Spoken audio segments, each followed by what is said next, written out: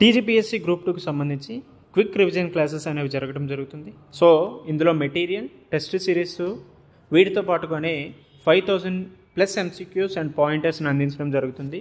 So దీని యొక్క fee 4999 ఉండేది. అయితే చాలామంది విద్యార్థుల రిక్వెస్ట్ మేరకు దీన్ని 999 రూపాయలకే అందించడం జరుగుతుంది. సో ఈ కోర్స్ అంతా కూడా ఆన్లైన్లోనే అందించడం జరుగుతుంది. ఇఫ్ ఇన్ కేస్ ఎవరికైనా దీని రిలేటెడ్ క్వరీస్ ఉంటే 9133517733కి కాల్ చేసి తెలుసుకోండి. Welcome to KPIS, myself Manikanta. Indian సొసైటీకి సంబంధించినటువంటి ఎంసీక్యూస్ గురించి మనం డిస్కస్ చేసుకుంటున్నాం. ఈరోజు కొన్ని ఎంసీక్యూస్ గురించి డిస్కస్ చేసుకుందాం. ఇది మేజర్గా తెలంగాణ సొసైటీ రిలేటెడ్గా. సో ఫస్ట్ క్వశ్చన్ చూసుకుంటే, which district in Telangana has the highest share of SC population out of the total district population? So SC population ఎక్కువగా ఏ డిస్ట్రిక్ట్లో ఉందని అడిగారు. So first Hyderabad, Medchal Malkajgiri, Mancherial, Rangareddy. 5 seconds time తీసుకుని దీని ఆన్సర్ ఏంటో చేయండి. So the correct answer is Mancherial district. So ఇక్కడ మేజర్గా ఎస్సీ పాపులేషన్ తెలంగాణలో ఏ విధంగా ఉంది, ఎస్టీ పాపులేషన్ తెలంగాణలో ఏ విధంగా ఉంది అనేది గుర్తుపెట్టుకోండి. సో మేజర్గా ఎస్సీ పాపులేషన్ తెలంగాణలో 15.45% ఉంది. ఎస్టీ పాపులేషన్ అరౌండ్ 9.08%గా ఉంది. సో అతి ఎక్కువగా ఎస్సీ పాపులేషన్ ఎక్కడ ఉందంటే మంచిర్యాల్ డిస్ట్రిక్ట్లో ఉంది. సో తర్వాత జయశంకర్ భూపాలపల్లి డిస్ట్రిక్ట్లో ఉంది. సో అరౌండ్ మంచిర్యాల్లో ఎస్సీ పాపులేషన్ 24.72% ఉంది. తర్వాత జయశంకర్ భూపాలపల్లి డిస్ట్రిక్ట్లో 22.08% ఎస్సీ పాపులేషన్ ఉన్నారు. సో అతి తక్కువగా ఉన్నటువంటి ఎస్సీ పాపులేషన్ ఎక్కడగా ఉంది? సో లీస్ట్ షేర్ ఎక్కడగా ఉంది అంటే హైదరాబాద్లో ఉంది. సో తర్వాత మేడ్చల్, మల్కాజ్గిరిలో అతి తక్కువ ఎస్సీ పాపులేషన్ అని ఉన్నారు.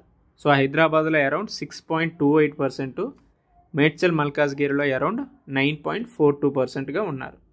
సో ఈ అంశాలన్నీ గుర్తుపెట్టుకోండి. So in entire state the maximum number of persons from the SC community reside in Rangareddy districts and the least number in Mulugu district. So number పరంగా చూసుకుంటే రంగారెడ్డిలో ఎక్కువగా ఉన్నారు. సో అతి తక్కువగా ములుగు డిస్ట్రిక్ట్లో ఉన్నారు. సో నెంబర్ పరంగా, ఇది పర్సంటేజ్ పరంగా అడిగారు. సో ఐ హోప్ అందరికీ ఫస్ట్ క్వశ్చన్ అర్థమైంది అనుకుంటున్నా. సో సెకండ్ క్వశ్చన్ చూసుకుంటే, what is the primary objective of Cheyutha scheme launched by the chief minister Revanth Reddy in Telangana? So Cheyutha స్కీమ్కి సంబంధించి సరైనటువంటి సమాధానం ఏంటి అని అడిగారు. So provide free education to economically backward families, to offer financial assistance for housing construction, to provide free medical and health care up to 10 lakhs and to promote employment opportunities for youth. So మేజర్గా ఇది అభయహస్తాన్ని interlink చేసుకొని అడిగినటువంటి question. So maximum ఈ అభయహస్తానికి సంబంధించినటువంటి ఈ 6 schemes ఏవైతే ఉన్నాయో వీటన్నిటి గురించి కూడా ఇన్ డీటెయిల్గా చదువుకోండి. ఇది చాలా చాలా ఇంపార్టెంట్. సో ఇక్కడ చేయూత స్కీమ్కి సరైనటువంటి సమాధానం ఏంటంటే to provide free medical and health care up to 10 lakhs. So ఇంతకుముందు 5 lakhs ఉండేది, దాన్ని 10 lakhsకి ఇంక్రీజ్ చేయడం జరిగింది. సో ఈ చేయూత స్కీమ్లో భాగంగానే అరౌండ్ 1672 డిఫరెంట్ మెడికల్ ప్యాకేజెస్ని అందించడం జరుగుతుంది. ఇది మాత్రమే కాకుండా 21 స్పెషాలిటీ సర్వీసెస్ని కూడా అందించడం జరుగుతుంది. సో ఈ 2 అంకెలు కూడా గుర్తుపెట్టుకోండి. At the same time Cheyutha scheme దేనికి సంబంధించింది, ఎంత అమౌంట్ ఇస్తున్నారు అనేది కూడా గుర్తుపెట్టుకోండి. రైట్, తర్వాత క్వశ్చన్ చూసుకుంటే, consider the following statement with reference to district fluoride monitoring centre in Nalgonda is true. So సరైనటువంటి సమాధానం ఏంటి అని అడిగారు. So it was established primarily to monitor fluoride levels in agricultural produce. Option 2, it is a national initiative implemented in all districts of India. World Health Organization has been involved in providing support to DFMC. Option 4, it is focused on prevention and mitigation of fluorosis through interdepartmental coordination and research integration. So ఇక్కడ మేజర్గా కొన్ని extreme statements ఎక్కడైనా ఉంటాయి. So ఆ extreme స్టేట్మెంట్స్ని just మనం eliminate చేస్తే సరిపోతుంది. ఏంటా ఎక్స్ట్రీమ్ స్టేట్మెంటు? సో మేజర్గా ఇక్కడ ఎక్స్ట్రీమ్ స్టేట్మెంట్స్ చూస్తే ఆల్ డిస్ట్రిక్ట్స్ అని ఇచ్చారు. సో జస్ట్ ఈ ఆప్షన్ ఎలిమినేట్ చేయొచ్చు. సో మేజర్గా సరైనటువంటి సమాధానం ఏంటి అనేది ఒక 5 seconds టైం తీసుకొని, లేదంటే ఇది కొంచెం పెద్ద క్వశ్చన్ కాబట్టి ఒక 10 to 15 seconds or else video pass చేసైనా దీని సమాధానం ఏంటో చూడండి. సో మేజర్గా సరైనటువంటి సమాధానం కేవలం ఒక స్టేట్మెంట్ మాత్రమే right. So the issue of fluoride contamination in groundwater leading to fluorosis is significant public health concern in Nalgonda districts అనేది మనందరికీ తెలుసు. సో మేజర్గా ఫ్లోరోసిస్ ఇష్యూ అనేది నల్గొండ డిస్ట్రిక్ట్లో ఎక్కువగా ఉందని తెలుసు. So it is an extent problem. ఏంటంటే over 19 lakh people in Nalgonda districts are risk due to the high fluoride concentration in ground water. So దాదాపు 19 లక్షల మందికి కూడా ఈ ప్రమాదం పొంచి ఉంది అనేసి చెప్పారు.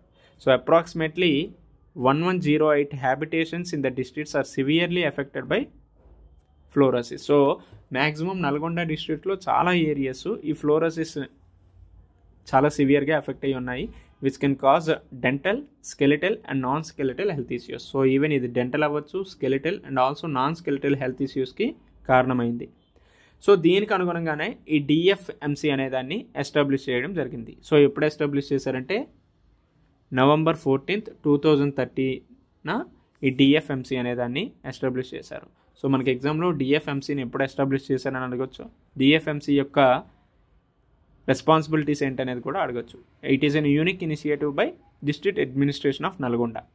సో మేజర్గా it aims to facilitate inter departmental coordination and convergence of efforts to mitigate and prevent fluorosis in the district. So మెయిన్గా డిస్ట్రిక్ట్లో ఉన్నటువంటి ఫ్లోరోసిస్ ఇష్యూ ఏదైతే ఉందో దాన్ని మిటిగేట్ చేయాలనే ఉద్దేశంతో ఈ డిఎఫ్ఎంసీ అనేది ఏర్పాటు చేశారు. సో ఇందులో మేజర్గా యునెసెఫ్ రోల్ అనేది ఉంది. ఇక్కడ వరల్డ్ హెల్త్ ఆర్గనైజేషన్ అన్నాడు, సో ఇక్కడ యునెసెఫ్ రోల్ అనేది చాలా ఎక్కువగా ఉంది. సో ఇక్కడ it is UNICEF assist in planning and implementing action plans as well as building the capacities of functionaries involved in addressing fluorosis. So ఈ విధంగా ఇది సరైనటువంటి స్టేట్మెంట్ కాదు, అండ్ ఆల్సో ఇది కూడా తప్పుడు స్టేట్మెంట్.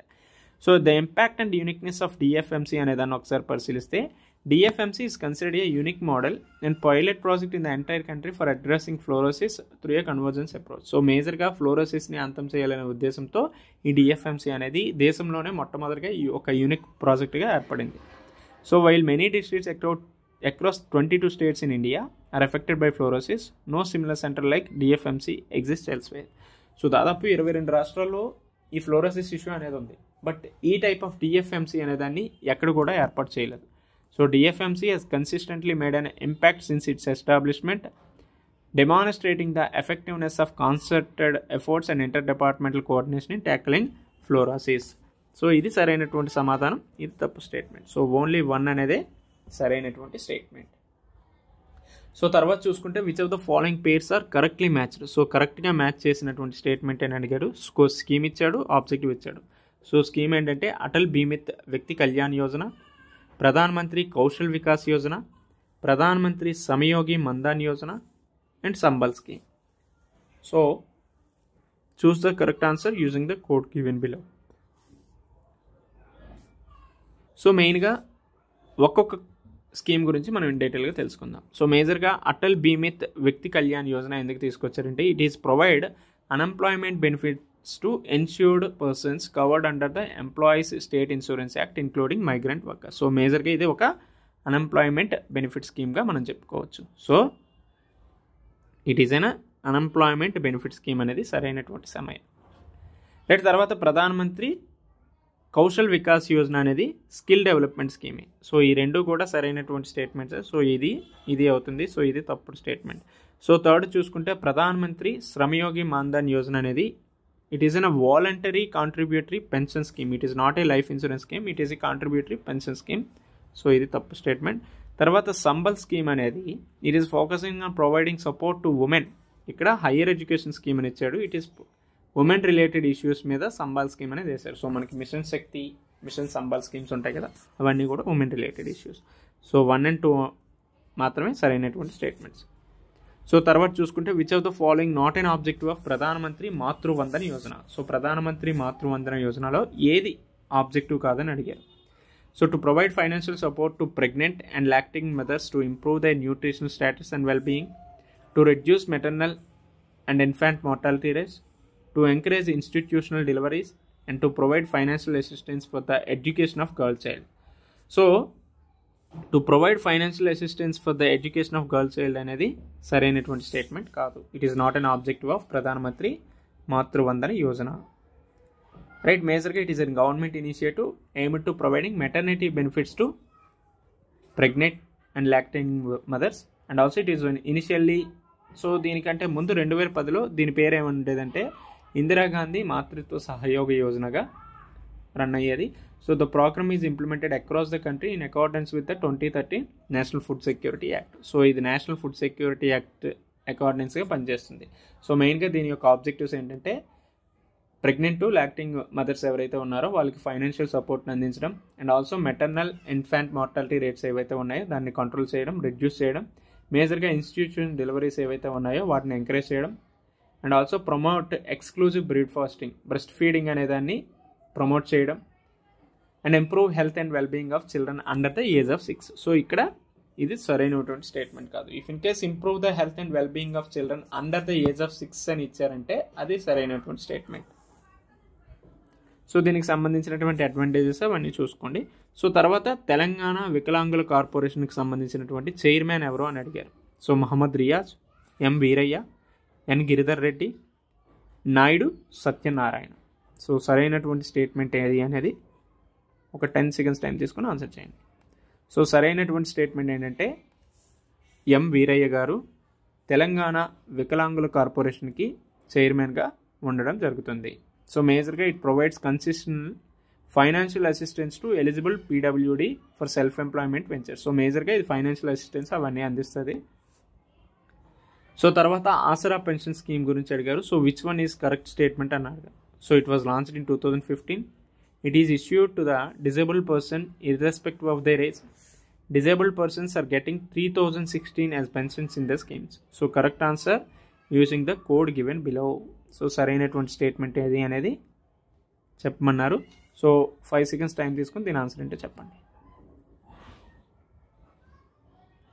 సో సరైనటువంటి స్టేట్మెంట్ ఏంటంటే ఈ ఆసరా పెన్షన్ స్కీమ్ అనేది ఎప్పుడు తీసుకొచ్చారంటే ఆసరా పెన్షన్ స్కీమ్ని 2019లో తీసుకురావడం జరిగింది.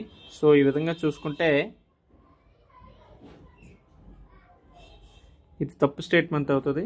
సో 2, 3 అనేవి సరైనటువంటి స్టేట్మెంట్స్. సో సారీ, ఆసరా పెన్షన్ స్కీమ్ అనేది 2014లో తీసుకొచ్చారు. సో 2014 అరౌండ్ November 8న ఈ ఆసరా పెన్షన్ పథకాన్ని తీసుకొచ్చారు. సో ఈ విధంగా ఇది తప్పు. సో మిగతా disabled persons irrespective of their age ప్రకారం వాళ్ళకి పెన్షన్స్ అందించడం జరుగుతుంది. అరౌండ్ 3016 రూపీస్ పెన్షన్స్ను అందించడం కూడా జరుగుతుంది.